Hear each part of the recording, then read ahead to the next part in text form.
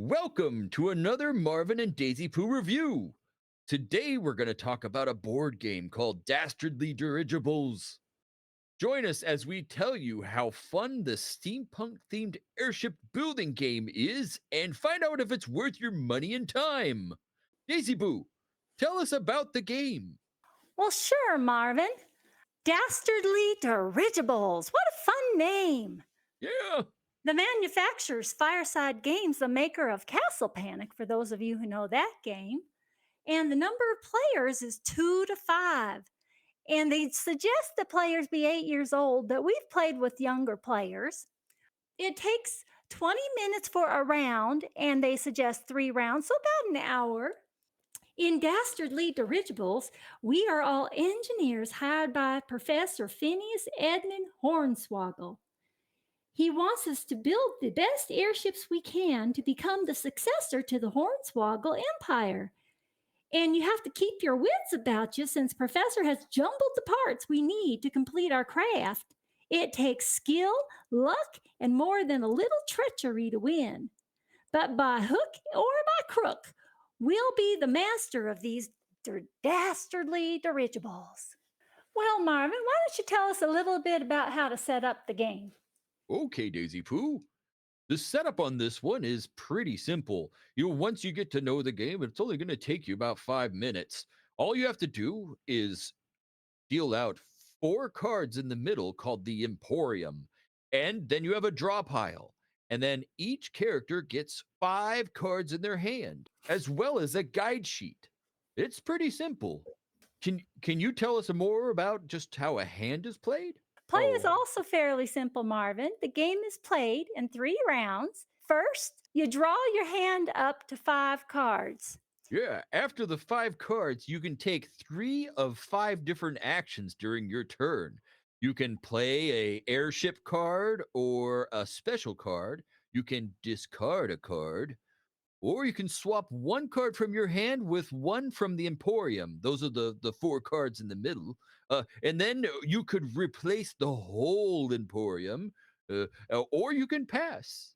Yep, fairly simple. And then the first person to complete an airship ends the round.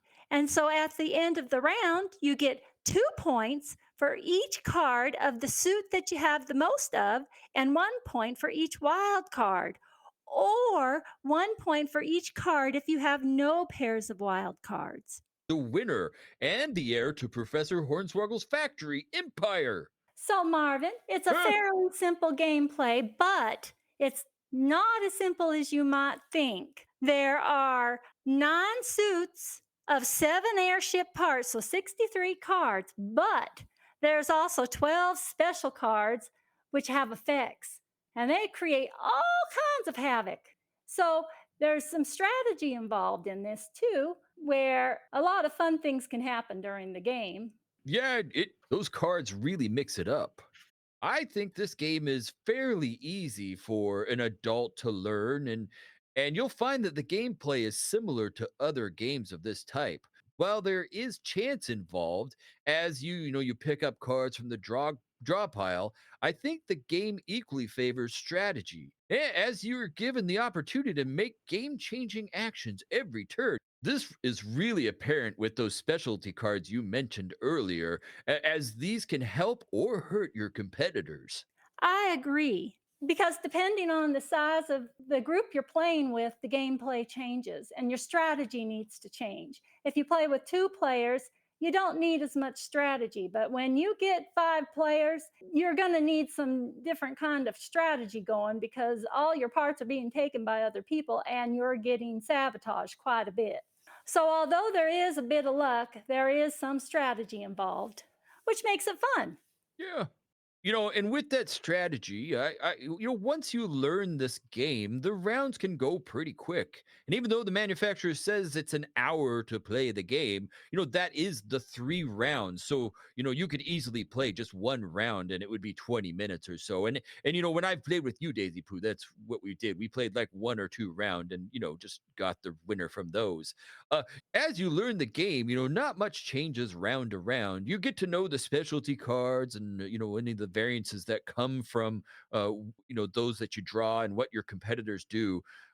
There is a lot of interaction with your competitors, though, which is nice, because of those specialty cards. And also in the rule book, they kind of, they want you to encourage to insult your competitors, which Oh, yes. brings some spicy fun to it all. I love that. The game is immersive. I love that it includes an 18th century roast sheet so that I can call Marvin a flop doodle blackguard for stealing my lift engine. How dare you? But you're right. It does take on some kind of a sameness after playing game after game, but it's not necessarily a bad thing. It's more along the lines of, say, Skip-Bo or checkers or something like that. It's something you can easily play again and pick up quick if say you're having a game night just for a round or two. Yeah, I thought the same. One of the other things I like is that there's not really downtime because other players, when they play a card to their ship, if you happen to have the same card, you have to play it to your ship as well. So there's no downtime in the game. And I like that because when there are five players, it could tend to drag otherwise. Now, I actually own this game and I have a lot of fun with it. And one of the things I like about the game is it has a really good price point of only $17 from Amazon. So it's a very affordable game for it to pick up and have on hand for when family or friends come over and you just want to play a quick game and have some fun with them. Yeah, and we'll put a link to that below, just so you can get to it easily. And also some other links that are helpful. Daisy Pooh, when it comes to the rules, they do feel balanced and easy to pick up on. After learning the game, you only have to really reference the rule book to, freshen up on how to score or, look up those insults they want you to use towards your competitors. I found the rule book to be well written and shorter than most, other games, which is nice. And there's some nice pictures and stuff. I also like that one of the major game pieces is the guide sheet, and it has the rules of your basic turn written on it, which is really nice. That also lessens the amount of time that you have to reference the rule book. I agree with you. The rule book is beautifully written and addresses most issues, but there were times when Stickler for Rules have searched that rule book on some of those specialty cards and no information was found. So I do have a qualm about that. Huh. But other than that, I just love the steampunk design of this game because I love steampunk. Just that beautiful artwork that's on the cards and the box and the rule book is so pretty. The box itself is sturdy. It's about 5 by 8 and it has the poker sized deck of the cards, which are full color and beautifully detailed. The only disappointment I found in the whole game is I do not like the game boards themselves. They are just a cheap folded brochure paper. And to me, I can see them wearing out well before our use of the game wears out. Oh, maybe it's something you can get laminated.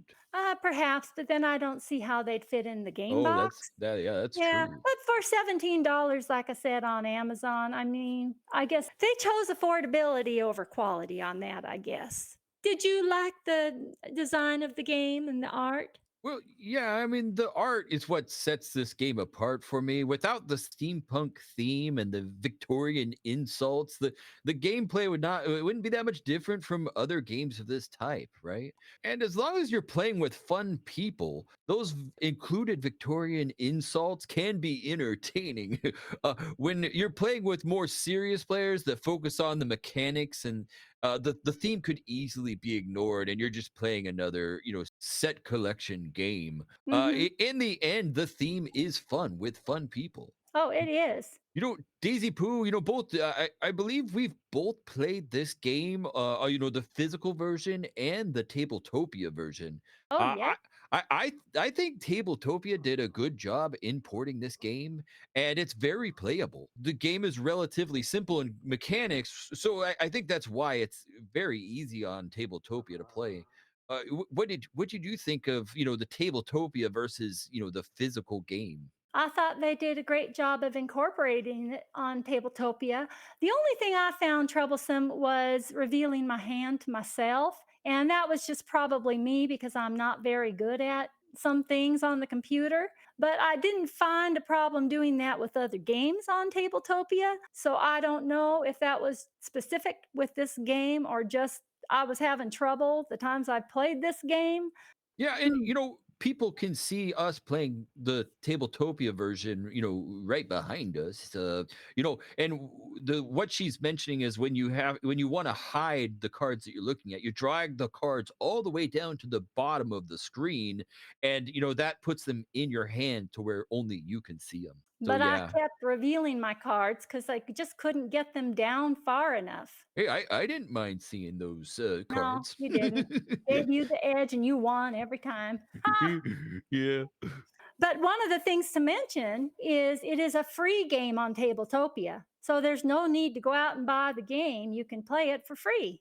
Overall, Marvin, I have found Dashing Dirigibles to be fun to play, easy to learn, and even children of a young age can enjoy playing this with the family. It's been a great value for my $17. We have gotten excellent replay value out of it. Oh, and I forgot, I love the steampunk theme. Look at that beautiful design. Overall, I gave it 3 fuzzy fingers. So, what did Wow. you give it, Marvin? Well, Daisy Pooh, I think Dastardly Dirigibles is an easy to learn and decently fun game. You can replay the game, but don't expect anything like new or exciting the next time you play. It's more of just a nice light mix of chance and strategy. I, though, agree with the age limits of 8 and older. I mean, that just might be the old man in me, but little kids playing this would probably drive me a little nuts. But I'm going to be a little different than you. I'm going to give it 2 fuzzy fingers. I would say, if you're really into steampunk, that could, bring it up to 3, of course. But it's fun to play. So, go out and grab yourself Dastardly Dirigibles. It's a fun game to have for game nights and to just grab if you want to play a quick game or to mix things up a bit. If you like what you saw today, go ahead and like and subscribe and leave a comment below. We'd love to hear what you think of Dashing Dirigibles if you've played it. Yeah. Thank you all for coming. See you next time, Marvin. See ya, everyone. Bye. Hey, Marvin, what about those new suspenders I see you wearing? Where'd you get those? Oh, you noticed them, did you? So, Yeah. Helen, my caregiver, says I kept on showing her my moneymaker when I would bend over. So I had to get Oh, suspenders. Marvin. No free shows here, ladies and gentlemen. Oh, Marvin, that's so funny.